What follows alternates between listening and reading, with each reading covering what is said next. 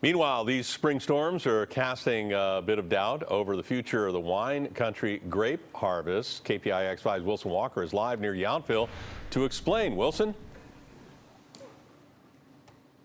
Well, look, as you know, Ken, wine, for all of its complexities, comes down to a couple simple things, right? There's the soil, the terroir.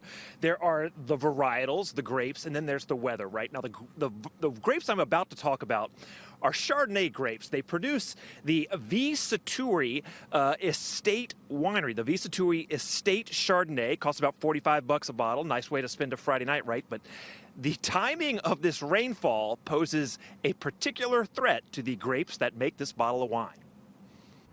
So we're in the Yountville appellation. This is where you're going to find Chardonnay growing really well. The soils are a little heavier. After a particularly wet winter, the ground in Napa is still soaked, which has the vines growing so fast you can almost see it. And that would ordinarily be great news for Tom Davies, only it's still raining. You want no rain, no wind, not too hot, not too cold. You want it just perfect. Yeah, this is a delicate time for these Chardonnay vines. They are flowering, and those tiny, fragile little flowers are what translate directly into grapes. So if we get some heavy rains, those rains will interfere with the pollination. These are self-pollinating.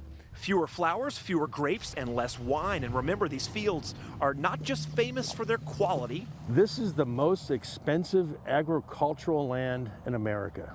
So shatter, as they call it, doesn't necessarily ruin the wine, but it can severely limit the yield. Exactly. So this doesn't really impact at all quality. You know, it's just how much you're going to get. It's just how much we're going to get.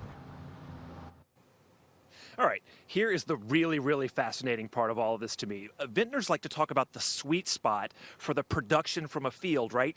If you get too little, it kind of tastes a little weird. If you get too much, it gets kind of watered down and you don't get the right flavor. So that sweet spot of production is where you want to fall. Here's the crazy part.